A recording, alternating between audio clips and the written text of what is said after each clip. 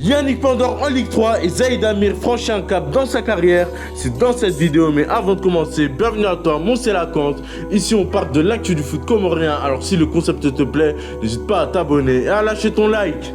Le mercato a commencé et entre rumeurs et officialisation, il y a eu de l'agitation côté comorien. Nous pouvons le voir par exemple avec le cas Ismaël Boura. Après une saison pleine où il a montré notamment une solidité défensive dans son poste de latéral, qui lui a permis d'être l'un des acteurs majeurs de la montée de l'Estac 3 en Ligue 1, et étant notamment l'une des satisfactions sur le plan défensif des Comores à la Coupe d'Afrique des Nations, le défenseur pourrait attirer les convoitises de d'autres clubs, sachant que l'Estac 3 n'est pas fermé à un départ, puisqu'Ismaël Boura arrive en fin de contrat en 2027. Passons maintenant à Rennes Lutin, qui lui aussi attire les convoitises de d'autres clubs. Auteur de 2 buts et 2 passes décisives et positionné sur l'aile par Omar Daf, l'international comorien n'a pas pu selon moi montrer son plein potentiel, ce qui pourrait expliquer que certains clubs de Ligue 2 comme Rodez ou Sochaux souhaitent le relancer après la relégation d'Amiens en Ligue 3.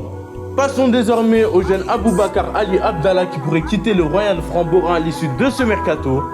Après une première partie de saison où il n'a fait qu'une passe décisive, l'international comorien va se révéler dans la deuxième, en marquant notamment un triplé contre le KV Courtrai ou encore un doublé face à Genk, contribuant ainsi au maintien de son club. Ce qui fait qu'après cette deuxième partie de saison, Aboubacar Ali a annoncé ne pas être fermé à un départ. Ce qui m'amène à la question suivante, selon vous, où ira Aboubacar Ali Abdallah s'il part?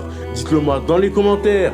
Passons maintenant à Kenan Touabibou qui suscite l'intérêt d'un club espagnol. En effet, le défenseur central du NK Bravo est l'une des révélations de cette Coupe d'Afrique des Nations côté comorien, participant notamment au clean sheet réalisé face au Mali et à la Zambie.